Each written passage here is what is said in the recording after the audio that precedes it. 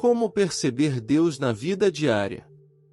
Palestra de Paramahansa Yogananda em Hollywood, Califórnia, 4 de outubro de 1942. Se você tiver profunda devoção a Deus, poderá perguntar-lhe qualquer coisa.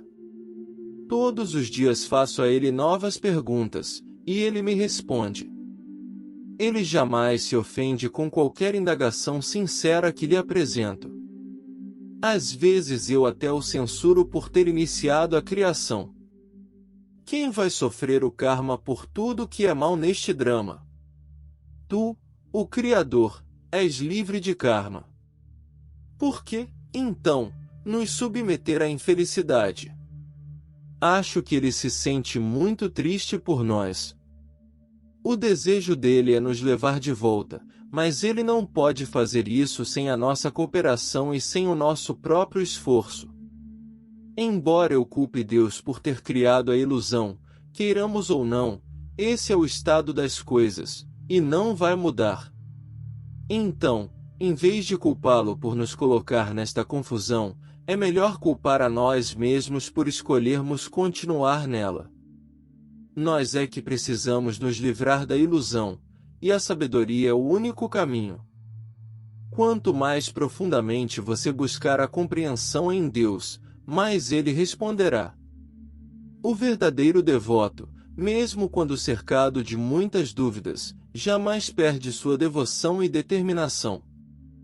Às vezes, mesmo devotos verdadeiros pensam que Deus não atende às suas orações. Ele silenciosamente responde por meio das suas leis. Mas enquanto não estiver absolutamente seguro em relação ao devoto, ele não responderá abertamente, nem falará com o devoto. O Senhor dos Universos é tão humilde que não fala, pois poderia assim influenciar o livre-arbítrio do devoto, que tem a liberdade de aceitá-lo ou rejeitá-lo. Uma vez que você o conheça, sem dúvida o amará. Quem poderia resistir ao irresistível? Contudo, você tem de provar seu amor incondicional a fim de conhecê-lo. É preciso que tenha fé. Você tem de saber que, enquanto ora, Deus o está escutando. Então ele se revelará a você. Ele não poderá deixar de dar ouvidos às suas orações. Nossa relação com Deus não é fria e impessoal como a que existe entre empregado e patrão, somos filhos dele. Ele tem que nos escutar. Não há como deixarmos de ser filhos dele. Não somos apenas criados por ele, somos parte dele. Ele nos fez príncipes, mas decidimos tornar-nos escravos. Ele quer que nos tornemos príncipes de novo, que voltemos para o nosso reino. Ninguém, entretanto, tendo renunciado à sua divina herança, vai recuperá-la sem esforço. Somos feitos à imagem dele, mas de algum modo esquecemos esta verdade. Sucumbimos à ilusão de que somos seres mortais, e precisamos rasgar o véu dessa ilusão com a adaga da sabedoria. Atribuir qualquer realidade ao espetáculo exterior da vida denota falta de verdadeira sabedoria, mas Deus gravou tão profundamente em nós a sua maia, a ilusão cósmica que faz com que vejamos como real o que é apenas um jogo de luz e sombras, que é muito difícil escapar dessa influência. Quando você tem fome, é maia que o faz pensar que morrerá de inanição se não comer. Entretanto, muitas pessoas já jejuaram por períodos de até 70 dias. Eu já fiz jejuns prolongados, e depois de 30 dias nem tinha mais a sensação de fome. Mas se a sua mente acha que não pode viver sem comida, você não viverá. É uma ilusão comum, cuja base se encontra só na mente. Dado o pequeno número de exceções do que parece ser uma regra, a ciência declara que os seres humanos não conseguem viver por muito tempo sem comida. Existem casos, no entanto, de pessoas que vivem inteiramente sem comer. Teresa Nilma na Bavária e Giri Bala em Bengala são duas santas do século XX que vivem sem se alimentar. Em geral pensamos que também não conseguiremos viver sem respirar, mas quando praticamos a Kriya Yoga na meditação profunda, sabemos que isso pode ser feito. Santos do Oriente e do Ocidente têm frequentemente entrado em Samadhi, o estado sem respiração. A vida mortal é simplesmente um sistema de sugestões que nos faz pensar que precisamos nos conformar com certo padrão de alimentação, respiração e assim por diante. Mas assim que você medita e permite que a consciência se retire para a fonte interna, que é a alma imortal, percebe que não está sujeito a padrões limitadores. Então sabe que o fogo não pode queimá-lo nem a água pode afogá-lo, que tanto a saúde quanto a doença são sonhos. No vigoroso calor de desejos e estados de ânimo formamos um conceito falso do mundo. A verdade está corporificada na sabedoria dos grandes seres que nos revelam o mundo como ele realmente é. Se não fosse pelo treinamento que recebi nesta sabedoria, eu não teria gostado de permanecer neste mundo. Sai deste mar de sofrimento. A verdade é que apenas os tolos são apegados ao mundo. Tolos são os que vivem na ignorância, aqueles para quem o mundo é real porque pensam ser este o único modo de vida. A ignorância é como um eczema. Quanto mais você tenta obter alívio e cede à exigência de coçá-lo, mais ele coça, e quanto mais você o deixa quieto, menos o eczema incomoda. É por isso que Krishna diz a Arjuna no Bhagavad Gita, sai deste mar de sofrimento.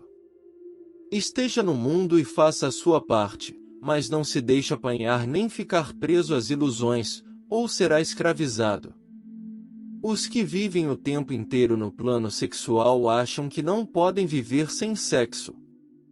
Mas os que praticam abstinência e conseguem transmutar essa energia, jamais a desejam. O fumo traz a mesma ilusão. As pessoas que nunca fumaram ou que cortaram esse hábito nunca sentem falta do tabaco. Deus é a maior necessidade da vida. Você precisa parar de pensar que é um ser mortal se quiser encontrar felicidade duradoura. Pratique esta verdade na vida diária. É uma batalha que você terá de travar ao longo desta vida e das futuras encarnações, então é melhor começar agora. Não adie, achando que vai começar a meditar amanhã. Amanhã não chegará nunca. Há muito tempo passei um ano inteiro com essa atitude, dizendo sempre, amanhã. Até que decidi, vou começar a meditar hoje. Desde então, nunca mais passei um dia sem meditar. Você precisa primeiro determinar em sua mente a importância de Deus. Precisa perceber internamente que Ele é a maior necessidade da vida. Primeiro pratique a presença de Deus na vida diária tornando suas meditações muito profundas. É melhor meditar um pouquinho com profundidade do que meditar muito, mas com a mente correndo para todos os lados. Se não se esforçar para controlar a mente, ela continuará fazendo o que quiser, não importa por quanto tempo você fique sentado para meditar. Depois pratique meditações longas e profundas. É isso que o leva para o reino de Deus. Enquanto não meditar longa e profundamente, Deus não se revelará a você. Gandhi dedicava um dia por semana ao silêncio e à meditação. Todos os santos que encontraram Deus buscaram o silêncio. Eu dedico a ele as manhãs e as noites.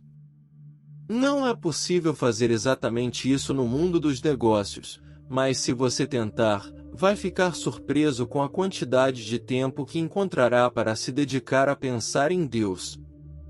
Nós nos iludimos e nos privamos quando pensamos que podemos esperar até amanhã para fazer o grande esforço de estar com Deus. A ilusão é destruída pela boa companhia, pela companhia dos santos e pela devoção aos mensageiros de Deus.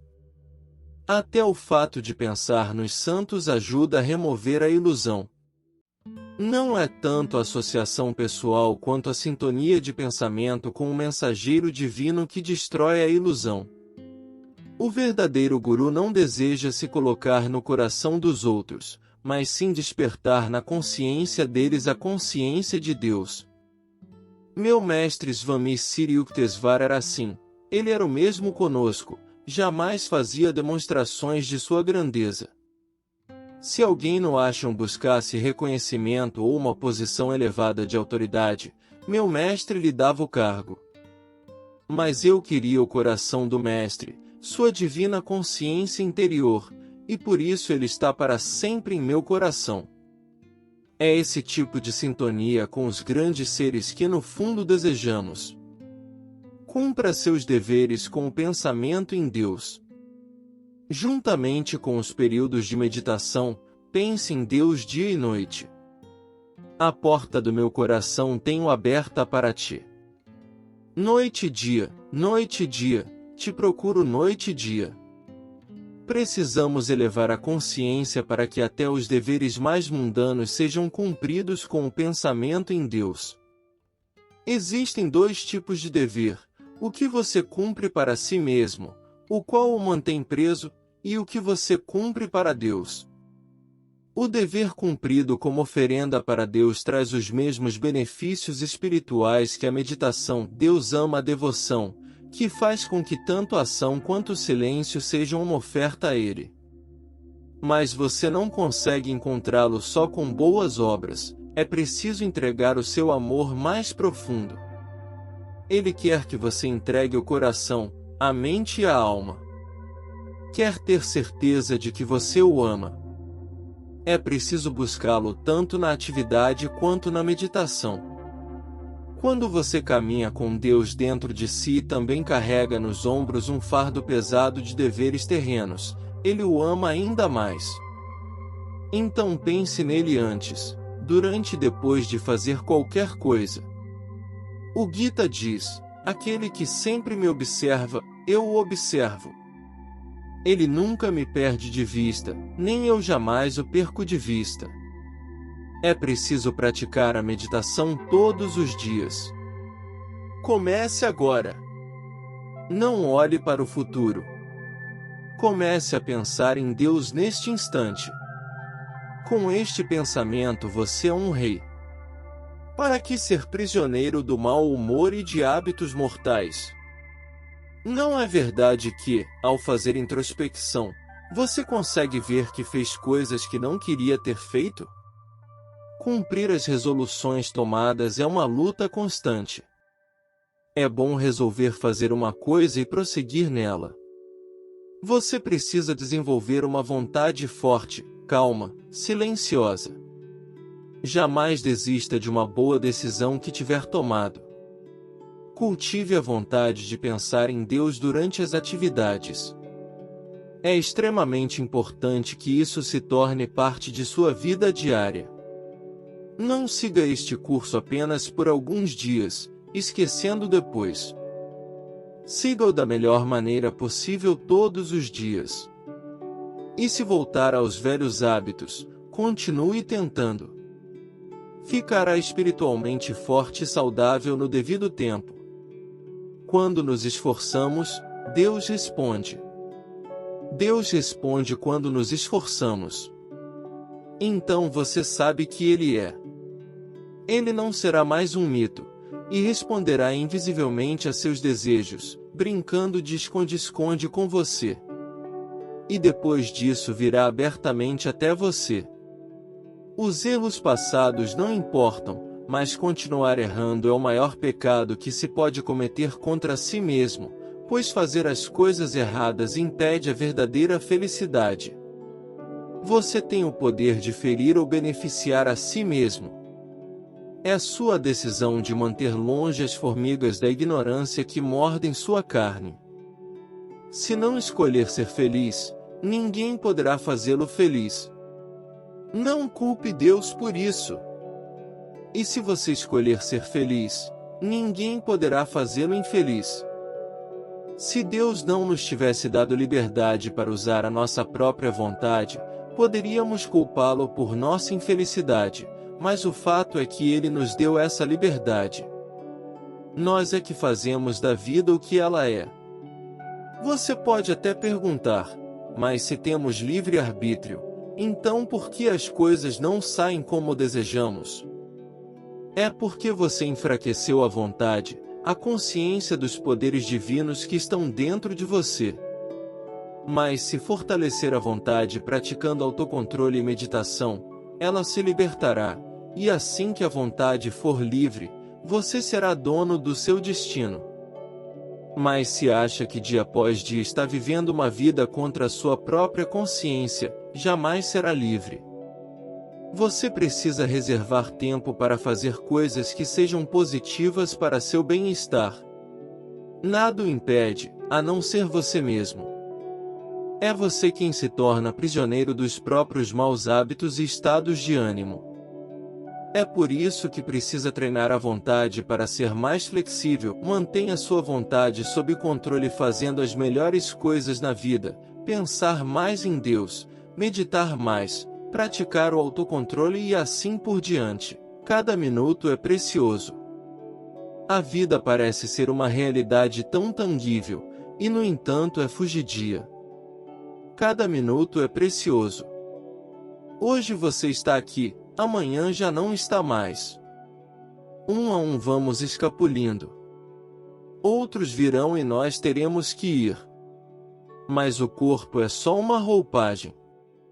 Quantas vezes você já mudou de roupa nesta vida? Nem por isso diria que você mudou. Da mesma forma, ao deixar a roupagem corporal na morte você não muda. Permanece igual, uma alma imortal, um filho de Deus. A reencarnação apenas significa uma troca da roupa mortal. Mas seu verdadeiro eu nunca muda. Concentre-se no verdadeiro eu, e não no corpo, que nada mais é do que uma roupagem. Às vezes acho que as percepções sensoriais são as maiores inimigas do ser humano, porque nos fazem acreditar que somos o que não somos. A sensação de frio faz com que pensemos estar com frio, e a sensação de calor nos faz crer que estamos com calor. Se conseguíssemos negar essas sensações na mente, não sentiríamos nem calor nem frio. Certa noite, há muito tempo, em Dewsbury, Massachusetts, fui tomar um banho de mar à luz da lua. O Dr. Lewis e seu filho Bradford me acompanharam. A água estava muito fria, mas lembrei a mim mesmo que tudo é feito de eletricidade, que a mesma eletricidade que faz o frio também faz o calor e que a água nada mais é do que uma manifestação de energias elétricas.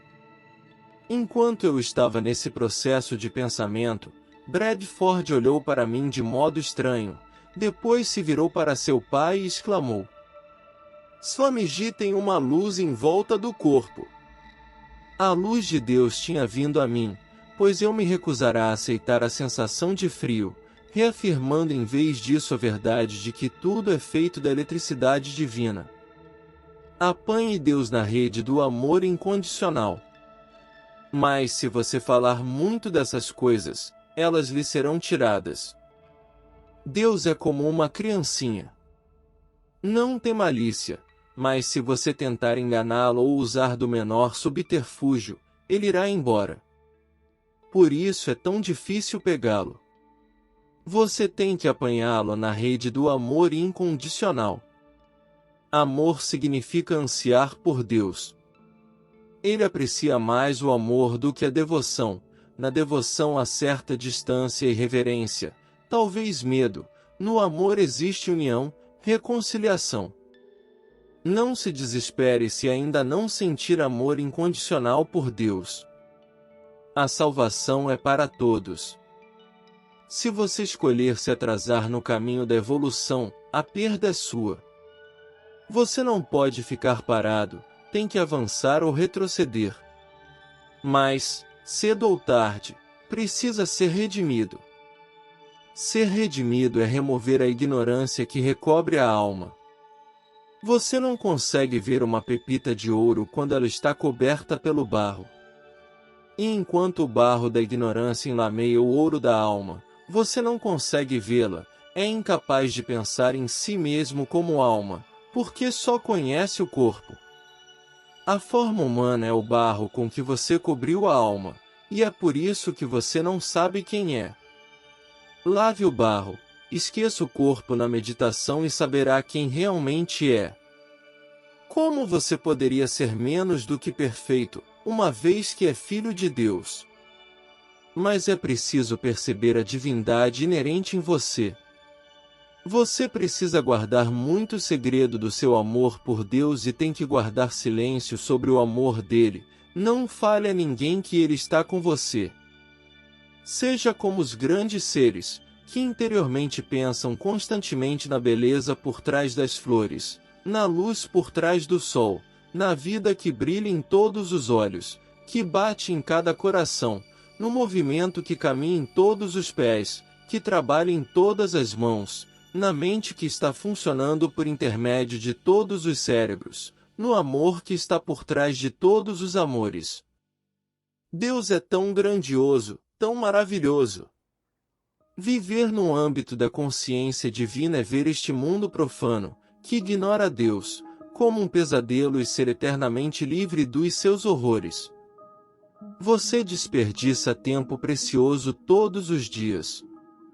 Cada pequeno momento que passar com Deus será passado em seu mais alto benefício, e tudo que você realizar com o desejo de agradar a Deus de coração durará por toda a eternidade.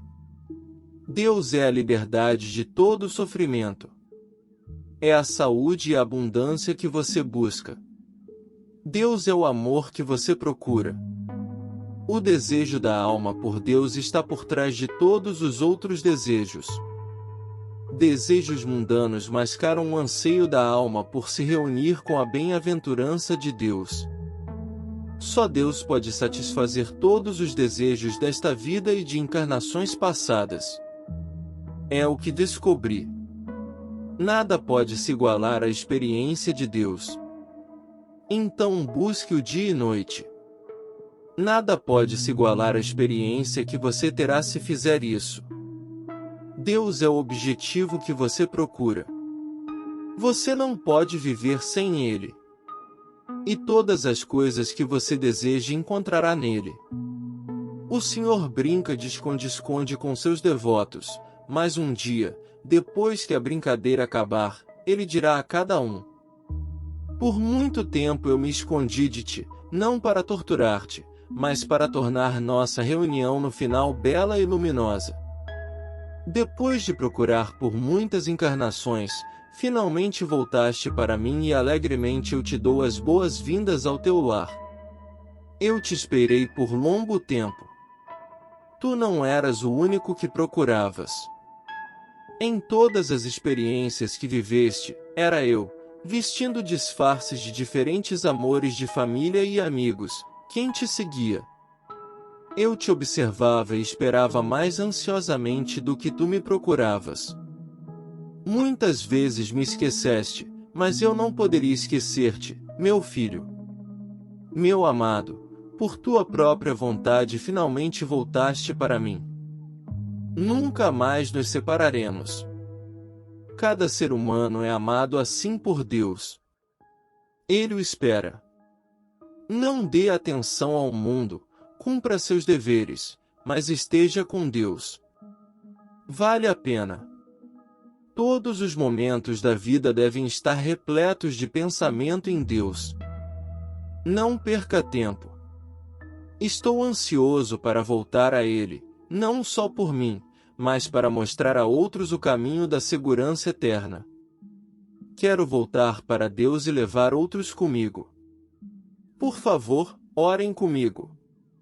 Glória a Ti, Senhor do Universo, Senhor de minha alma. Tu nos amas e nos segues mesmo quando não te amamos. Senhor de amor, Senhor do mundo, ocupa o templo de nossa vida. Sê Tu o único Rei a sentar no trono de todos os nossos desejos, pois Tu és a única felicidade, a única alegria. Abençoa-nos para que Te encontremos, logo atrás dos pensamentos, todos os dias, todos os minutos da nossa existência. Remove a taça da ilusão mortal de nossas mãos, mas se tivermos que prová-la por algum tempo, abençoa-nos para que, com maior alegria e deleite, possamos provar o eterno. Paz. Trechos do livro Jornada para a Autorrealização de Paramahansa Yogananda.